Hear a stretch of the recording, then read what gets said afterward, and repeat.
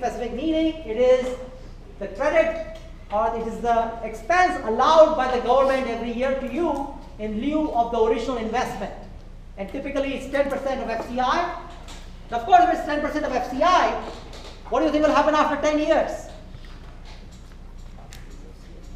It will go away, right? Because in 10 years, you have used up your entire depreciation. So if you claim the 11th year, what will happen? You should hopefully go to jail. But you won't, right?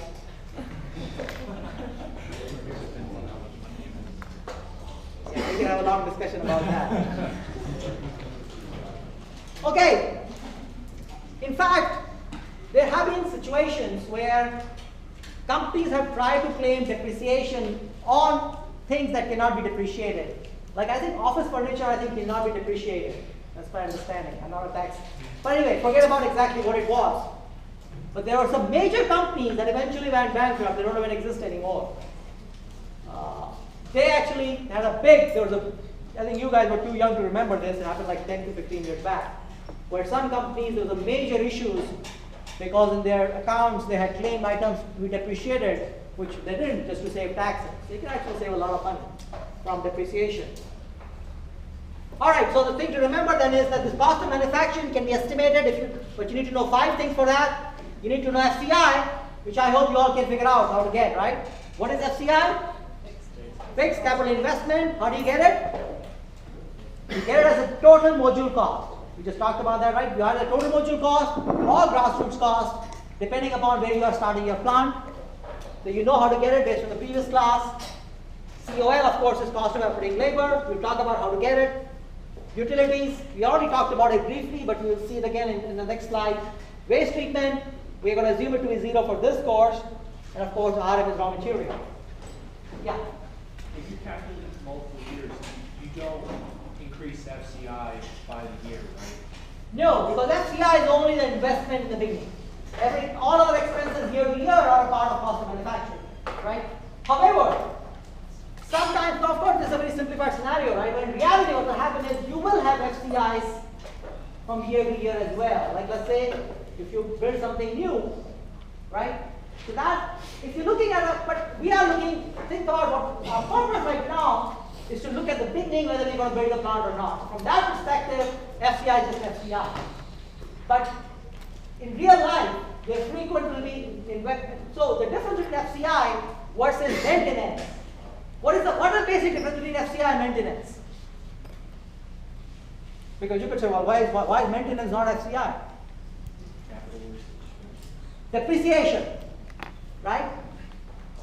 Because anything that can be depreciated is basically capital investment, and that will be depreciated, right? Maintenance is not. Maintenance, you don't depreciate it, right? But you claim it as an expense entirely in that year. Right? What is better for you to call something a capital investment or a maintenance expense? Sorry? No. Because if it's capital expense, it is going to be depreciated over a 10-year period. That means you will collect less deduction in that first year. Whereas if it's a maintenance, you deduct the entire thing in that particular year as a part of the operating expenses, right? It's like you claim the entire depreciation that first year. And of course, you want to claim depreciation as early as possible. Right? So if you take it all in the first year, it's like, that's better for you because you save more taxes in that particular year. And of course, money saved today is better than money saved tomorrow, right? Because you can have interest in the money. All right, good. So yeah, I mean, if anybody has any questions about this? Yeah. So why would a company claim depreciation on something that can't be depreciated as opposed to just writing it off as an expense in that year? Right. It's a good question. As I said, there was something wrong going on there. I don't quite remember what it was. So maybe it was something that could not even considered as an expense for the company at all. So I don't quite remember what the deal was there, but something was bad. And in the end, the company had actually faced prosecution. But in general, as you can see, that you want to claim depreciation as early as possible. So I think it must have been something that cannot even be included in the expense books that was included. Or what they might have done is they might have double counted it. they might have considered as an expense and also as a capital investment, and they might have double counted it. I don't remember the details. Okay, so now let's talk about the labor costs. To get the labor cost, of course, you have to figure out how much labor you need. Now, there's an easy way to do this. An easy way to do this is to use this relationship between number of operating labor and P. So P is the number of processing steps involved in handling of particulate solids. And so you look at your step, you look at your process flow diagram, and you see, is there any process there that requires handling solids? And that's P. For all problems in this course, we'll assume P to be 0. And then N and P is the number of equipment. So you count all the equipment in your process flow diagram. You just add all these up, but you do not include pumps and vessels, because you don't need a labor for maintaining a pump. And similarly for vessels, you don't really need labor. But the idea is that the rest of them, now you might ask me, okay, why do you need labor for compressor and not for pump? Well, this is just how how this equation works. Based again on historical data, this equation is coming from there. You add up all the equipment in this category from the PFD, and then you use that equation and you figure out the number of labor you need to hire. Does that make sense? Very straightforward. Now, if you need to, let's say this equation gives you 5 labor. Will you hire only 5? Why not? Because they're not going to work 24 hours a day, right? They're not graduate students. So yeah, you have to take into account the fact that most labor work on 8-hour shifts. So if you're going to run your plant 24 hours, how many do you need to hire? At least 3 times, right? 3 times just for the shift issue. But then of course, the labor will also get some time off, right? Some vacation. So you have to factor that in. If you factor that in, this is how you do it. So number of weeks in a year, 52. Number of weeks of vacation is 3. So you need, every labor gets 3 weeks of vacation. Number of shifts is only 5 a week, right? They don't work on, in general, you only have 4. And then hours in each shift is 8. So the total hours per year is 49 weeks. No, sorry, the total hours per year that each labor will work will be 49 weeks, which is 52 minus 3, times 5 shifts per week times 8. So this is the number of hours that each labor will work. But the total hours of operation is 24 hours a day, 365 days a year. So the number of labor hired per labor required is the ratio of these, and that's roughly 4.5. Okay? So for every labor that you really need, you have to hire 4.5 times that, so that you can run your plant all the time. Okay? So yeah, so you know how many labor you need to hire from that equation for NOL. You multiply that by 4.5 to get the actual number of labor you need to hire. And you multiply that by the wages for a labor. For chemical engineering labor is not cheap. It was about $60,000 in 2010, so it must be about 75 now. You multiply that by the wages, and you know the total cost of the labor. Okay, so that's what is summarized here. So use PFT diagram and the correlation to estimate the number of operators required. Multiply that by 4.5. Multiply that by the cost per year, and that will bring you up to 2010. Then you take it from 2010 to the current by using SEPC. Now SEPC is really not the best one to use for labor cost, because SEPC is chemical engineering price cost index. So, but in the absence of any other index that takes into account labor wages, we're just going to use SEPC. Okay, so that's labor. So we already talked about labor, we already talked about FCI. Now this is utility cost. Utility cost, again, as I said, are fairly straightforward. You find out the current cost of utility, multiply that by the needs, and then where do you get the needs? On the process flow diagram, and you're done. But one thing that makes it somewhat complicated is the fact that the cost of energy changes very quickly, right? And sometimes very quickly. So you can see this is the cost of various different sources of energy, and you get sometimes there might be spikes, like for cost of oil right now. The cost of gas had gone up to $4 per gallon, and now it's roughly around $2 per gallon. So there are a lot of variations in that. And of course, if the cost of oil changes, the cost of all of the utilities should change, but sometimes they don't. But nonetheless, you just do the best you can. You use the current cost and multiply that by the requirements. Now sometimes your utilities may be self-generated. So like for instance, if you require hot water, right? The hot water or sometimes even steam might be generated as a part of your process, and if you do better heat integration, you may be able to generate utilities that are self-generated in a process, right? In that case, those utility costs will go away, right? Battery limit plant is where you're purchasing the utilities directly from somebody, and in that case, you just use the cost of the utility. So this is a table that gives you the cost of various different utilities: air, steam, there's different pressure steam, then cooling water, other water, electricity, other fuels. So yeah, just use this table, multiply that with the cost. But one interesting thing is if you look at the cost is given in two different ways. One is the cost per actual consumption, like kilogram, meter cube. There's also cost in terms of energy. Now, of course, the two are related, right? The ratio of them is just the cost per joule, or the joule per kilogram. That's the ratio. But you can utilize whichever number is more convenient to utilize. Like and you will see what I mean by that in a couple of slides. So here again, different utilities and how you cost them. So again, the approach is very simple. You use the PFD to determine various utility requirements.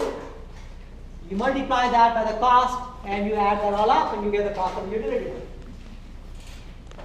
Now, sometimes you may have to do an energy balance to figure out how much utilities you need. Usually, no. Usually, all the numbers are directly given in the PFD. But you may ask yourself, how did those numbers come in the PFD? And of course, those came from the energy balance, right? All right, but here's an example that we can do to calculate the cost of utilities for this particular process. So let's say you're using high pressure steam to heat your process stream from 30 degree to 90 degree. And let's say the specific heat is basically the same as specific heat of water. And the mass flow rate is 100 kilogram per hour. Okay? So if you want to cost this, you can figure out the heat required per time. And that's simply mCp times delta T. The mass flow rate is 100 kilogram per hour. You convert that to gram because the Cp is in units of gram. So you get 100 times 10 to the power 5. Cp is just 1. And then delta T is 60. So you get 6 times 10 to the power 6 calories per hour. Then you convert this to joules because the cost is given in terms of the gigajoules. So this is joules per hour. You multiply that by 24 to get joules per day. Multiply that by 365 to get joules per year. Then you multiply that by 0.95, which is called the stream factor, because your equipment is not going to be running 100% of the time. You assume that 5% of the time will be a downtime where you're going to do maintenance. You multiply that by 0.95 to do that. And then you convert that joules to gigajoule by dividing by 10 to the power 9. And then you multiply this by the cost, which is dollar per gigajoule, and therefore you get the cost per year. Right? Again, pretty straightforward. So the idea is, yeah, you figure out, you could also have done that by first figuring out how much high pressure steam you need.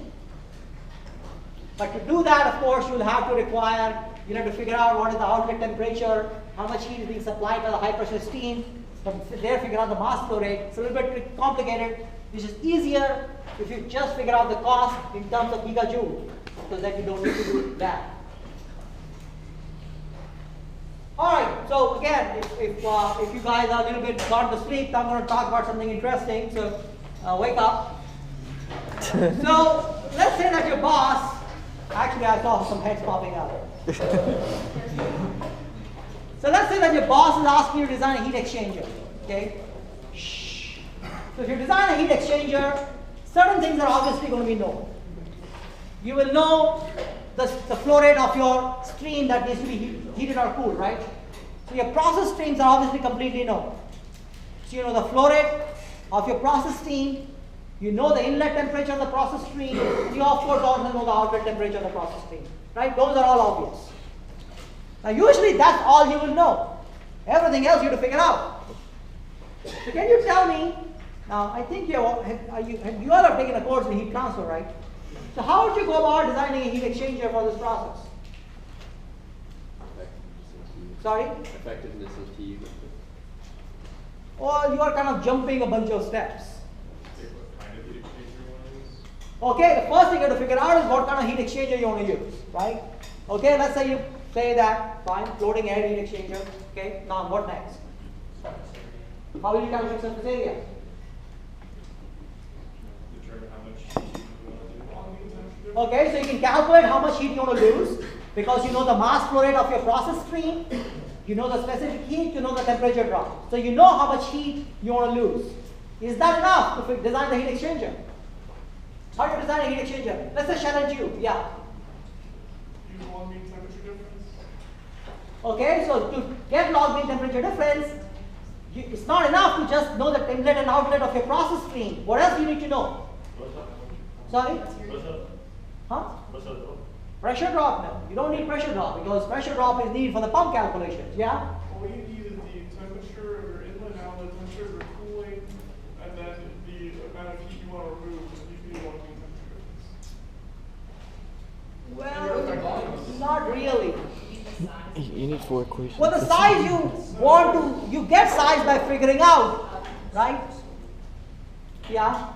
Those are all the variables that plug into what we use to heat. No, you need the inlet and outlet temperature of both streams, right? Not just the process, but also the utility stream. How will you get that? Nobody's going to give that to you. How do you do that? Now, inlet, you will say, okay, fine, I'll know the inlet. Because based on the temperature, I will have to make a choice of what type of stream to use, right? If the temperature is, let's say, if the temperature of let's say that I want to heat my stream to, let's say, 80 degrees Celsius. What kind of utility stream do you think you'll use? You'll say, oh, maybe I'll just use hot water, right? If you want to heat it to 120, what will you use? Steam. You'll have to use steam, right? Now, even to get to 90, you could use steam. So that's where it depends upon, you have different choices for what utility stream you use. Okay, so let's say that you even know the utility stream. Let's say you choose that, okay, I'm going to use hot water. So you know the inlet temperature, right? Then what do? Sorry? How will you calculate outlet temperature? Energy balance? Well, kind of, but not entirely. Do you know the mass flow rate of the cooling water? Or in this case, heating water? No. If you know the temperature, you can calculate mass flow rate. If you knew the mass flow rate, you can calculate temperature, but you can't get both, right? Sorry? Why not? You can use pump. You know the pump that you attach. No, you don't. You do the pump design later, right? I mean, so you actually have another unknown, which you actually have to pick yourself.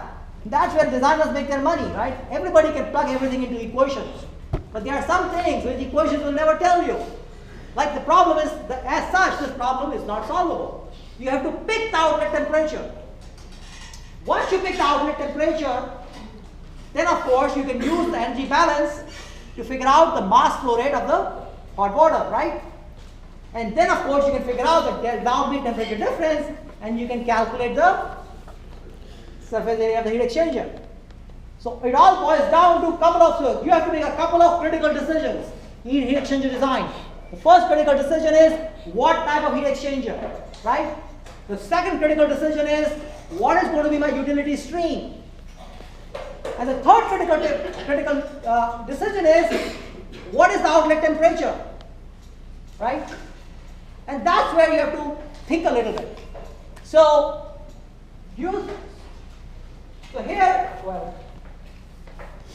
here are some pros and cons